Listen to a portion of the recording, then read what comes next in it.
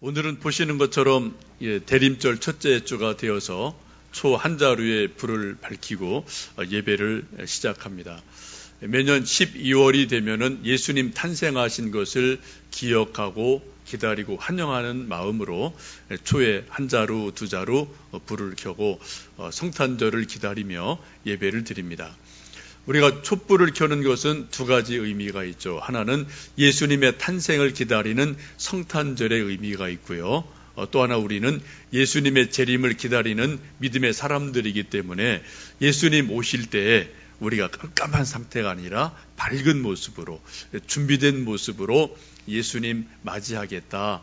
그러한 마음으로 대림절 때 이처럼 초를 불켜기도 합니다. 여러분, 예수님은 언제가 분명히 재림하실 터인데 예수님 재림하실 때 우리가 어떠한 모습으로 예수님을 맞이할 수가 있을까요? 그 모습을 사도 바울께서는 데살로니가 전서 5장에서 이렇게 말씀합니다. 평강의 하나님이 친히 너희를 온전히 거룩하게 하시고 또 너희의 온 영과 혼과 몸이 우리 주 예수 그리스도께서 강림하실 때에 흠없게 보존되기를 원하노라 라고 말씀을 하세요.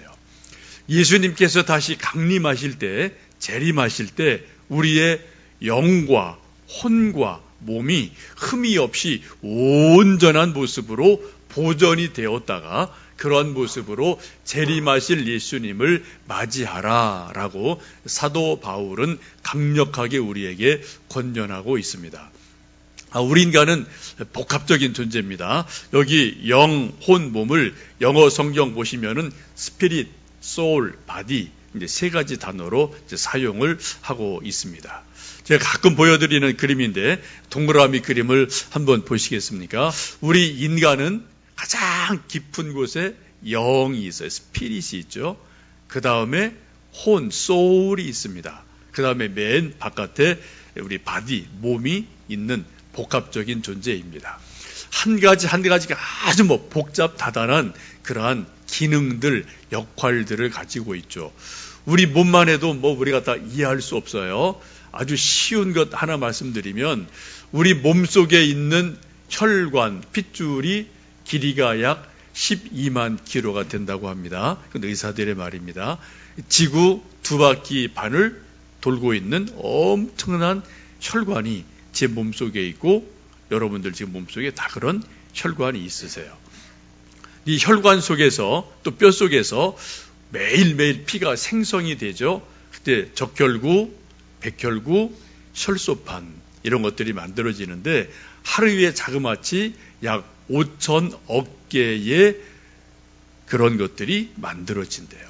짧게는 몇 시간, 길게는 수십일간 피가 우리 몸에서 살아 움직이면서 우리가 살아있는 존재가 되어집니다. 뇌도 수백억 개의 뇌세포가 있다. 그럼 여러분 다 아시는 거죠. 이처럼 우리 몸이 아무것도 아닌 것처럼 보여도 엄청나게 신비한 것들이 우리 몸속에 여러분 몸속에 지금 계속해서 움직이고 작동을 하고 있습니다. 근데 이 몸보다 더 복잡한 게 뭡니까? 우리 마음이에요. 우리 마음은 아침이 다르고요. 저녁이 다르고요. 또 어제가 다르고 오늘이 다르고 우리 마음이 계속해서 변화되는 것을 여러분 느낄 수가 있죠. 우리 또 혼뿐 아니라 영도 엄청나게 신비로운 부분이어서 이건 우리가 영이라는 부분 우리가 다 설명할 수 없는 엄청난 깊이를 가지고 있는 부분이기도 합니다. 살아있는 우리 모든 인간은 영, 혼, 육을 가진 인간이고 존재예요. 이런 우리 자신이 저나 여러분이 예수님 강림하실 때 흠 없는 모습으로 잘 보존이 돼서 예수님을 맞이해라 라고 권면을 하고 있습니다. 흠이 있다는 것은 울었다는 거죠. 찌그러들었다는 거죠. 색이 바래고 변색됐다는 거죠. 모양새가 뒤틀렸다는 것을 말합니다. 그런 모습으로 말고 온전한 모습으로 예수님을 맞이하도록 준비해라 라고 말씀합니다. 여러분 학창시절에 미술 시간 또 기술 시간, 가정 시간, 이런 시간들 다 학창 시절에 여러분 다 경험을 하시고 공부했을 텐데, 근데 선생님이 숙제를 이제 줄 때가 있습니다. 뭐를 이렇게 만들어 와라. 또 졸업 작품으로 뭐를 만들어라. 뭐 이런 것을 요구하실 때가 있습니다. 저도 뭐 종이 접기로 혹은 나무로 뭐로 뭐 이렇게 몇 가지 만들어 본 경험이 있는데, 이것을 잘 며칠을 밤새워서 잘 만들어서 보관을 잘 해서 학교에 이제 제출을 해야 점수가 나오고 칭찬을 받죠. 근데 만약에 이 정성껏 만든 작품을 가지고 와다가 누가 부딪히든지 놓쳐버리면은 그 원형이 보존이 되지를 않아요. 깨지든지 일그러집니다. 낼 수가 없죠. 옛날 뭐 저희들 학교 다닐 때는 10,000원 버스에 늘 시달렸으니까 아무리 작품을 밤새껏 잘 만들어도 가방에 넣고 잘 보관해도 어때요? 막 이리 쏠리고 저리 쏠리다 보면 어느샌가 뭐 다 이게 우그러지고 망가져서 학교 닦아보면 이게 뭐 그냥 엉망이 돼 있는 그런 일들을 여러분 경험하신 적이 있을 겁니다. 근데 선생님한테 낼 수가 없어요. 변명해도 변명이 통하지를 않습니다. 왜요? 결과물이 막 우그러들고 찌그러들었으니까 선생님한테 좋은 점수를 맞을 수 없는 일들이 우리 학창시절에 종종 있었습니다. 마찬가지죠. 예수님 우리에게 강림하실 때, 재림하실 때 우리의 영과 혼과 몸이 흠없이 온전하게 보존되면 주님 앞에 칭찬을 받겠지만, 우리가 영, 혼, 몸이 여기저기에 흠이 있다면은 예수님께서 기뻐하지 않으심을 말씀을 합니다. 여러분도 우리가 어떻게 영과 혼과 몸을 흠이 없이 잘 보존해서 그런 상태로 예수님을 맞이할 수가 있을까요? 오늘 함께 읽으신 갈라디아 5장 말씀에 그 중요한 영적인 신비를, 그 비밀을 가르쳐 주고 있습니다. 우리 모든 사람은 이 세상에 살면서 힘의 영향력을 받습니다. 외부적인 힘이든 내적인 힘이든 다 힘의 영향을 따라서 좌지우지가 될 때가 있어요. 근데 오늘 말씀을 보시면 두 가지, 우리 모든 인간에게 있는 두 가지 대조적인 힘을 우리에게 말씀합니다. 우리 16절에서 18절 말씀 함께 읽어보십니다. 내가 이르노니 너희는 성령을 따라 행하라. 그리하면 육체의 욕심을 이루지 아니하리라. 육체의 소욕은 성령을 거스르고 성령은 육체를 거스리나니 이 둘이 서로 대적하므로 너희가 원하는 것을 하지 못하게 하려 함이니라. 너희가 만일 성령의 인도하시는 바가 되면 율법 아래에 있지 아니하리라. 우리 모든 사람, 저든 여러분이든 우리 모든 사람 속에는 두 개의 힘이 서로 갈등한다고 그래요. 무슨 힘이요? 하나는 육체 욕심이라는 힘이 저에게 있습니다. 여러분에게 있습니다. 또 하나는 성령의 인도하심, 성령이 이끌어 가시는 힘이 또 제 속에 있고 여러분 속에 있게 돼 있어요. 이 두 힘은 어때요? 서로가 조화를 이루는 것이 아니라 서로 갈등한다고 성경은 말씀합니다. 육체의 욕심과 성령의 소욕, 성령의 인도하심은 늘 갈등을 일으키는 관계로, 서로 다른 작용으로, 서로 다른 힘으로 제 속에서 역사하고 여러분 속에서 역사하고 있습니다. 여러분, 우리 영은 영대로 독특한 속성이 있고 힘이 있습니다. 혼은 혼대로 독특성이 있고 그 나름대로 힘을 가지고 있어요. 우리 몸은 몸대로 독특한 기능이 있고 몸은 몸대로 어떤 힘을 일정 부분 가지고 있습니다. 각자 힘이 있는데 더 센 힘으로 우리가 끌려가도록 우리 인간은 만들어져 있다는 것입니다. 오늘 성경 말씀 보시면 육체의 욕심과 성령의 인도하시는 힘이 서로 대립이 된다. 서로 갈등이 된다. 그래서 우리가 인간 속에서 저는 저대로 여러분대로 이 육체의 욕심, 성령의 인도하심, 이 두 가지가 서로 갈등하고 있음을 성경은 말씀합니다. 육체의 소욕, 육체의 욕심이 뭐냐? 7절 쭉 말씀을 보시면은 성령을 거스린다, 성령과 대적한다라고 말씀을 하죠. 그 구체적인 힘을 19절 이하에 보시면 이렇게 말씀합니다. 우리 19절에서 21절 함께 읽어보십니다. 육체의 일은 분명하니 곧 음행과 더러운 것과 호색과 우상 숭배와 주술과 원수 맺는 것과 분쟁과 시기와 분냄과 당짓는 것과 분열함과 이단과 투기와 술취함과 방탕함과 또 그와 같은 것들이라. 전에 너희에게 경계한 것 같이 경계하노니 이런 일을 하는 자들은 하나님의 나라를 유업으로 받지 못할 것이요 라고 말씀합니다. 육체의 욕심, 육체의 일이 여러 가지로 지금 설명을 하고 있어요. 음행, 더러운 것, 우상 숭배, 원수 맺음, 분쟁, 시기, 질투, 여러 가지 일들이 저에게도 있고 여러분에게도 있고 세상에 있는데 이 모든 것들이 뭐라고요? 육체로부터 나오는 현상들이다. 육체로부터 나오는 힘들이다 라고 말씀합니다. 우리 모든 사람은 이러한 육체의 힘들이 제 속에 잠재되어 있고 여러분 모두 속에 지금 다 잠재되어 있어요. 단지 정도 차이가 있을 뿐입니다. 좀 더 강하게 나타나는 분이 있고 약하게 나타나는 분이 있고 빈도수가 많은 사람이 있고 빈도수가 좀 적은 분이 있을 뿐이지 이러한 일들이 없는 사람 이 세상에 아무도 없습니다. 왜? 육체 자체가 그렇게 생겨 먹었기 때문에 그렇습니다. 우리 모든 사람들은 육체의 이런 일들이 우리 속에 잠재되어 있다가 어떤 기회가 되면 환경이 되면 이런 것들이 불쑥 우리 속에서 드러나는 일들이 일어나게 됩니다. 저도 마찬가지입니다. 여러분도 마찬가지예요. 여기에서 예외되는 사람은 아무도 없습니다. 우리 모든 인간은 이런 육체의 욕심, 육체의 열매 이런 것들이 다 우리 속에 있음을 성경 분명히 말씀을 합니다. 이 육이라는 것을 이제 헬라어로는 카로라고 합니다.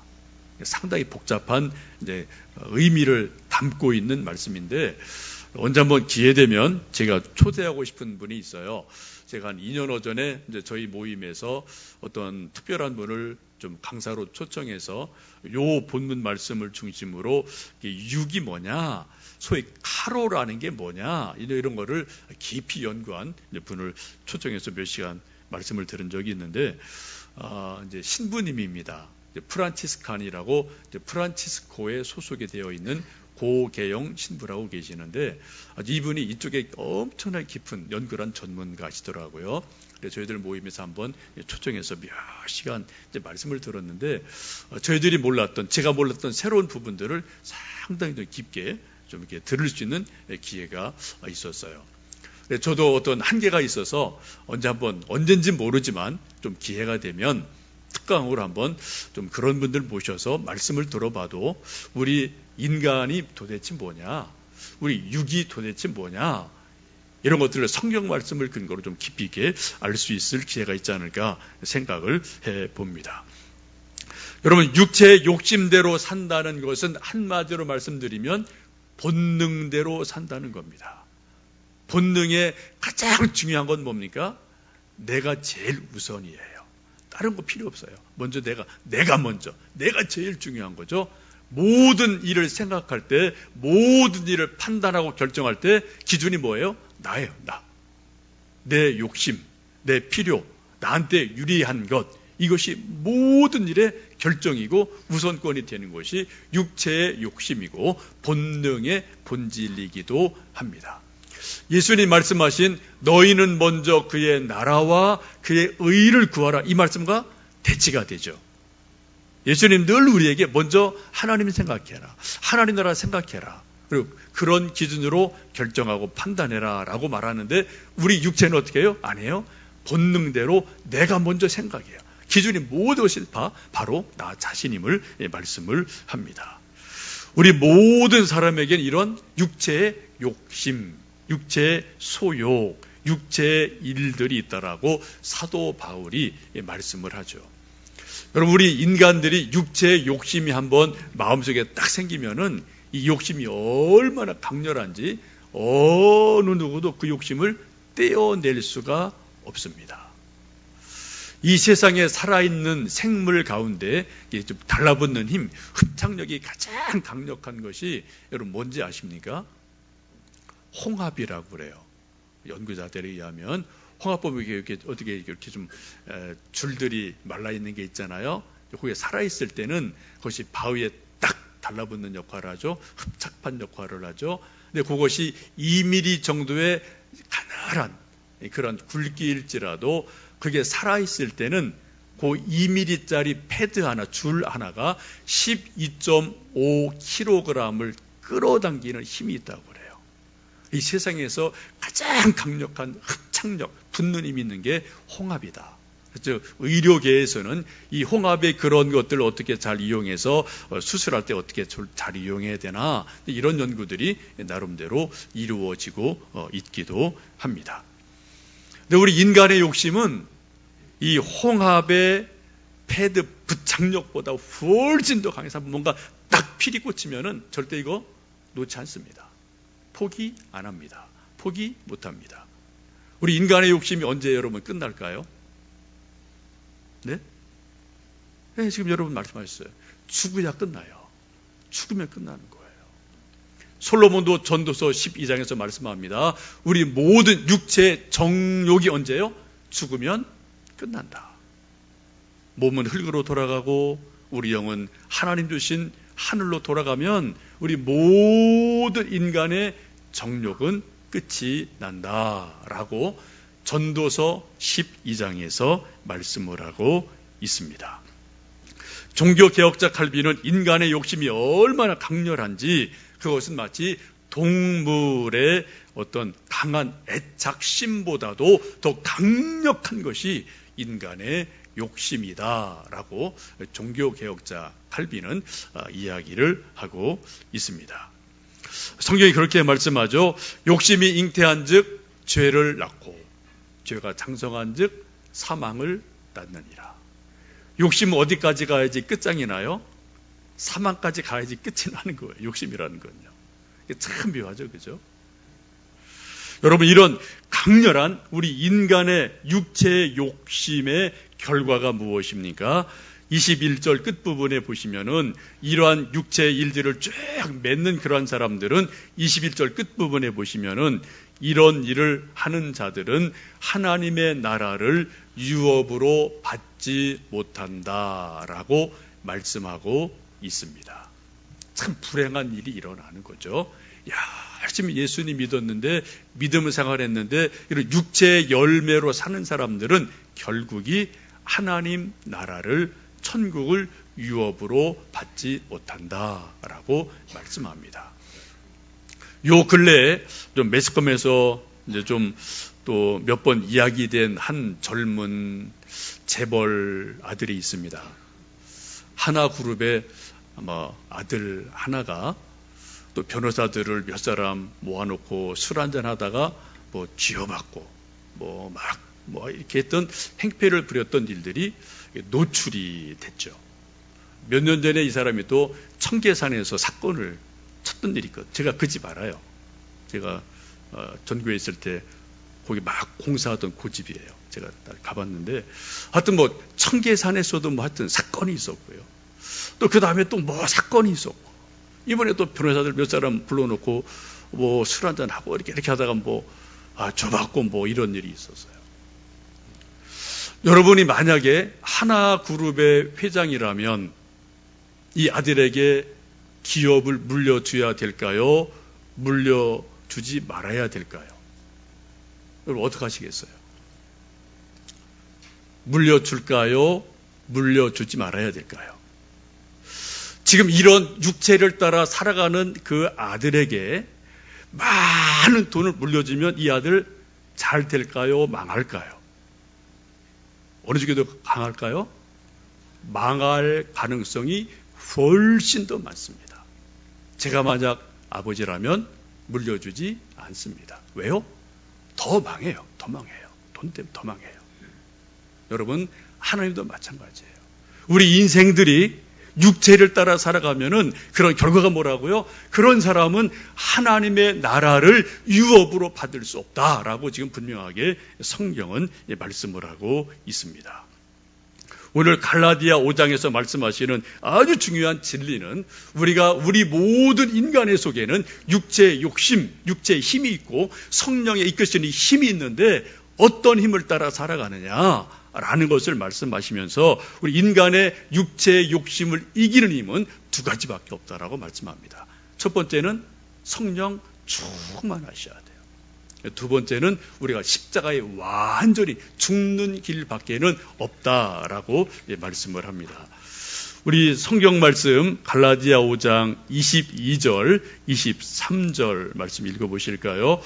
오직 성령의 열매는 사랑과 희락과 화평과 오래 참음과 자비와 양선과 충성과 온유와 절제니 이 같은 것을 금지할 법이 없느니라.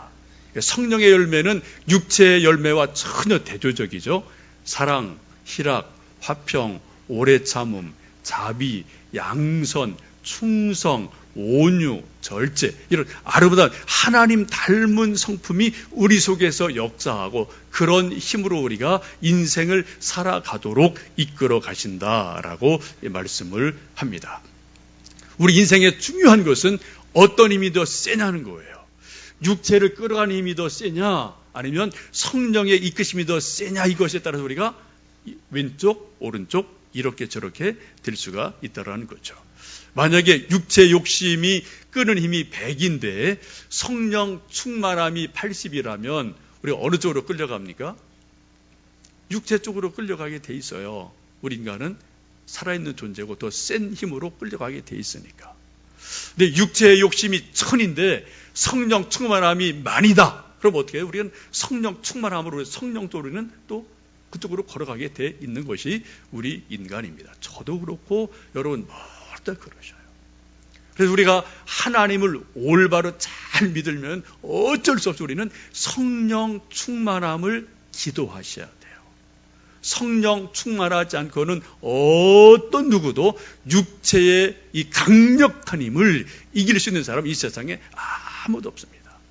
베드로도 안 됐습니다. 여러분 성경 보세요. 예수님의 제자들도 안 됐거든요. 나중에 성령의 강력한 성령의 임재를 체험하고 성령 충만을 그때부터 육체의 한계를 뛰어넘는 일이 제자들에게도 나타나거든요. 하물며 우리겠습니까? 여러분 의지로 안 돼요. 지성으로 안 되는 겁니다. 내 생각으로 이게 안 되는 거거든요. 이건 영적 힘의 원리가 있거든요. 여러분 정말 육체의 한계를 벗어나려면 어쩔 수 없어요. 성령 충만하시는 길밖에는 다른 길이 없습니다. 또 하나는 24절 보시면 24절 읽겠습니다. 그리스도 예수의 사람들은 육체와 함께 그 정욕과 탐심을 십자가에 못 박았다. 우리 육체의 정욕, 탐심을 어떻게 해요? 십자가에 완전히 못 박았을 때 그때 우리가 성령의 힘으로 살아가요. 또 말씀이 좀 복잡하죠? 제가 좀 고민하다가 이런 그림을 간단하게 그렸습니다. 한쪽 그림을 보시면 이제 나무는 사람으로 보셔야 되고요. 나무 한쪽 사람은 세상의 뿌리를 내렸어요. 그 육체 속에서 뭐가 올라옵니까? 욕심이 자꾸 올라와요. 그 열매들이 우리 성경에서 보신 것처럼 호색, 음행, 더러운 것, 분쟁, 싸움, 다툼 이런 것들이 그 열매에 자꾸 열매가 맺어져요. 또 한쪽 나무는 하나님의 말씀에 뿌리를 내렸습니다. 그래서 그 인생 나무 속에서 성령의 인도하심이 자꾸만 올라와요. 그래서 9가지 성령의 열매를 아름답게 맺게 되어집니다. 우리 모두는 저나 여러분 모두는 이 2가지 가능성이 다 있는 존재들이에요. 저도 이쪽 저쪽 다 가능성이 있고 여러분도 이쪽 저쪽 가능성이 다 있습니다. 근데 그것을 우리 육체의 한계를 뛰어넘을 수 있는 가장 좋은 것은 우리가 말씀 보신 것처럼 24절에 있는 것처럼 우리 육체와 함께 그 정욕과 탐심을 어디에서요? 십자가에서 완전히 못 박아버려야 돼요. 내가 예수님의 십자가에서 내가 죽은 것을 믿으셔야 됩니다. 그 믿음으로 우리는 살아가는 거예요. 갈라디아 2장 20절을 말씀합니다. 내가 육체 가운데 사는 것은 나를 위하여 자기 몸을 버리신 예수님을 믿는 믿음 안에서 사는 것이다. 저나 여러분 지금 몸으로 살고 있습니다. 근데 어떤 믿음으로요? 예수님께서 십자가에서 내 연약함을 다 못 박으셨다는 그 믿음으로 사는 거예요. 그럴 때 우리가 육체 한계를 넘어갈 수가 있습니다. 근데 우리가 십자가에 살짝 못 박혀다 말아갖고 늘 그냥 깨어나요. 옛사람이 계속 그냥 깨어나고 뭐 활동을 하거든요.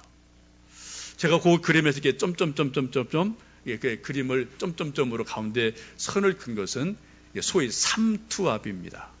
어느 쪽에 더 힘이 세냐에 따라서 우리가 이쪽 갈 수도 있고 저쪽 갈 수도 있어요.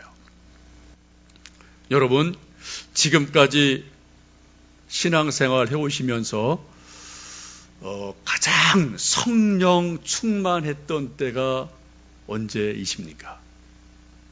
여러분 지금 성령 충만하십니까? 여러분 구원의 확신이 있으십니까? 정말 내가 예수님의 이름으로 거듭남에 대한 확신이 있으십니까? 기도응답에 여러분 체험이 열매가 있으십니까? 전도 열매가 여러분 있으십니까? 여러분 목사 하는 일이 뭔지 아세요? 이거 하는 게 목사 하는 일이에요.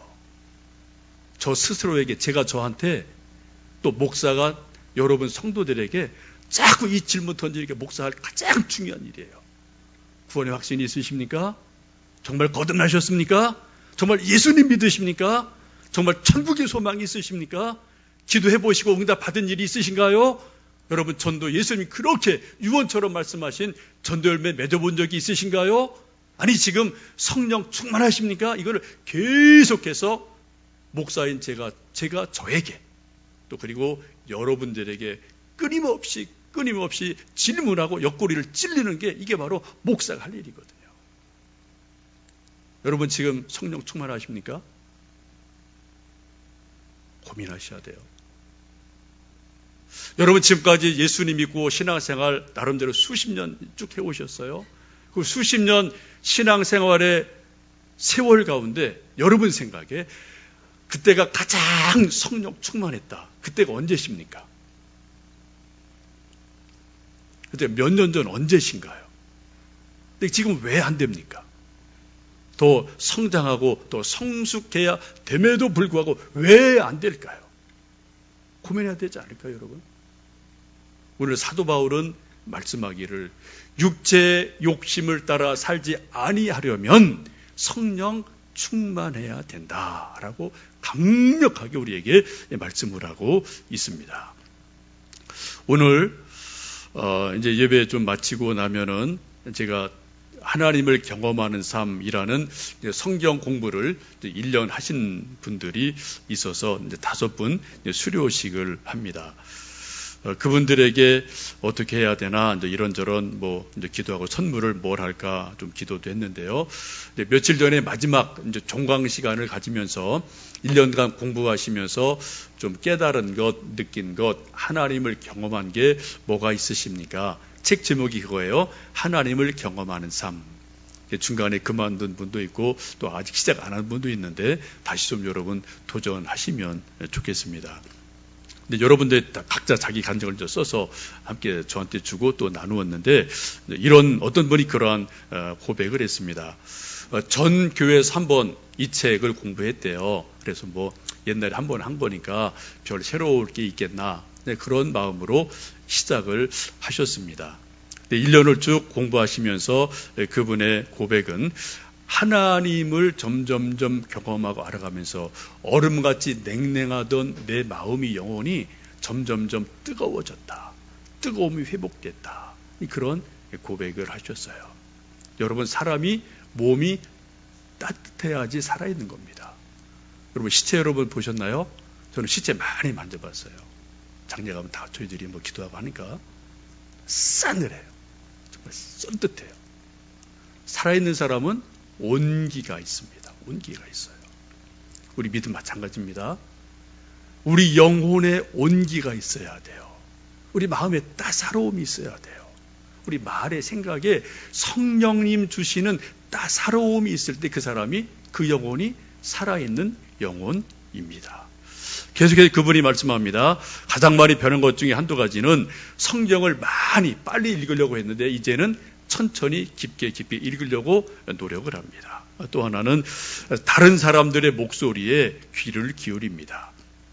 누군가 내게 뭔가를 말하면은 하나님이 저 사람을 통해서 내게 뭔가를 말씀하시는 게 아닌가? 그런 생각을 가지고 그 사람들의 말에 귀를 기울인다라고 이야기를 하셨습니다.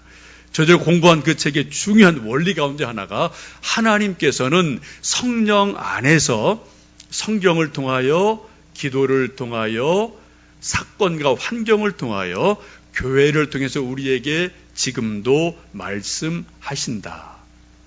이게 그 책의 아주 중요한 원리거든요. 그 사람들의 이런저런 말들을 들으면서 혹시 하나님께서 사람의 말을 통해 내게 뭔가를 권면하시지 않나? 이런 것을 귀담아 듣는 귀가 조금 열려간다. 이런 고백을 해 주신 분이 계셨습니다. 제가 가장 많이 감사했던 것은 냉랭했던 영혼이 온기를 되찾았다. 점점점 뜨거워진다. 여러분, 이거 살아나는 거예요. 근데 점점 식어간다. 이거 죽어가는 거죠. 여러분, 성령 충만하면 우리 마음에 온기가 생깁니다. 따스함이 회복이 되어져요. 이 수료하는 분들에게 제가 뭘 선물할까 고민하다가 좀 한 2주간 새벽에 기도하면서 며칠 전에 이 책을 드리면 좋겠다 싶어서 책 하나를 이따 선물 드릴 터인데 이 책입니다. 하나님의 임재 연습이라는 책인데 보신 분들이 있을 겁니다. 이 책은 17세기 로렌스라는 형제가 기록한 책이고요. 기독교 고전 중에 아주 중요한 고전입니다. 하나님의 임재, 하나님의 살아계심을 실제로 생활 중에서 경험하고 싶은 분들 이 책은 필독서예요. 한 번 읽어서 안 돼요. 저 7번, 8번 지금 읽고 있습니다. 앞으로 더 읽어야 돼요.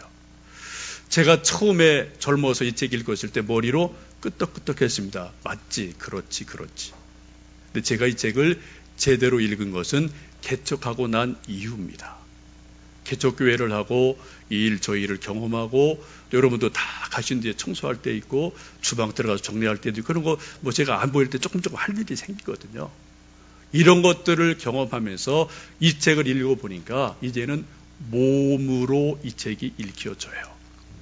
여러분, 어떤 책이나 성경 읽을 때 가장 좋은 건 머리로 읽는 게 아니에요. 눈으로 읽는 거 아니에요. 그건 아주 초보 단계고요. 그것이 영으로 읽혀져야 돼요. 가장 좋은 건 몸으로 읽혀지는 거예요.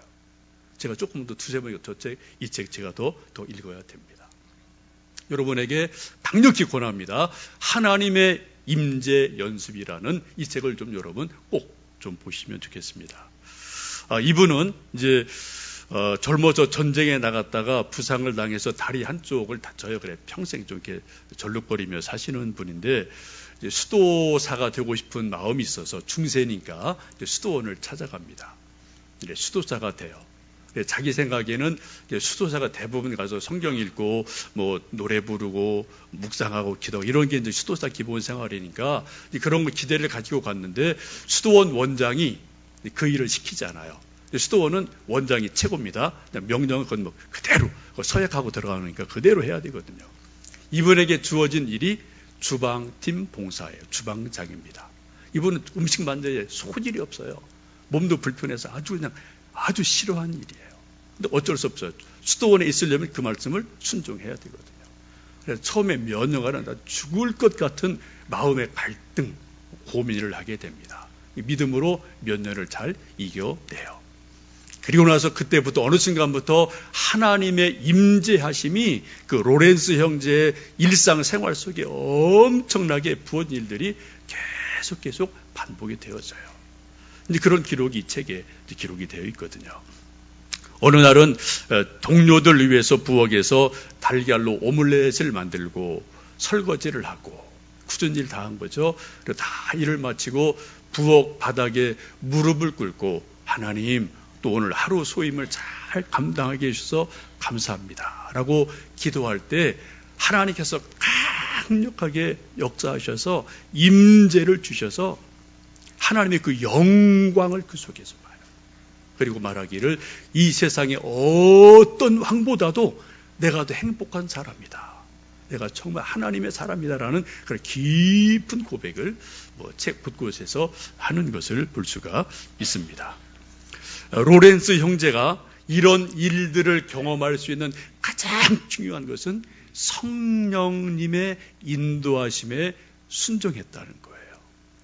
육체의 욕심이 아니라 육체의 소욕이 아니라 성령님의 이끌어 가심, 성령님의 말씀하심, 성령님의 속삭이심 이쪽으로 자기가 계속 순종하는 영을 드릴 때, 몸을 드릴 때 성령께서 그 속에 강력하게 임재하셔서 하나님의 임재를 죽을 때까지 평생 누린 분.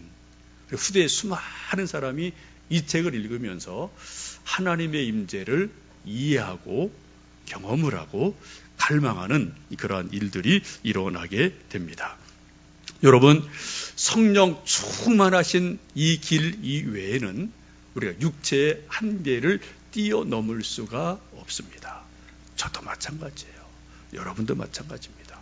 이 로렌스 형제도 그런 고백을 해요. 여러분, 성령 충만하십니까? 육체의 한계를 정말 여러분 뛰어넘고 싶으십니까? 하나님의 사랑을, 하나님의 살아계심을, 하나님의 임재를 좀 더 확실하게 체험하고 싶으십니까? 다른 길 없어요. 십자가 붙드셔야 되고요. 성령 충만함을 갈망하셔야 돼요. 기도하셔야 돼요. 갈망하는 우리 영혼 속에 하나님의 임하심이 있을 줄로 믿습니다. 마가 다락방에 120명의 성도들이 모여서 열흘간 오로지 기도하기에 힘썼을 때 그때 그곳에 성령께서 바람같이 불같이 성령께서 임하셔서 성령 충만함을 주셨음을 우리는 믿습니다.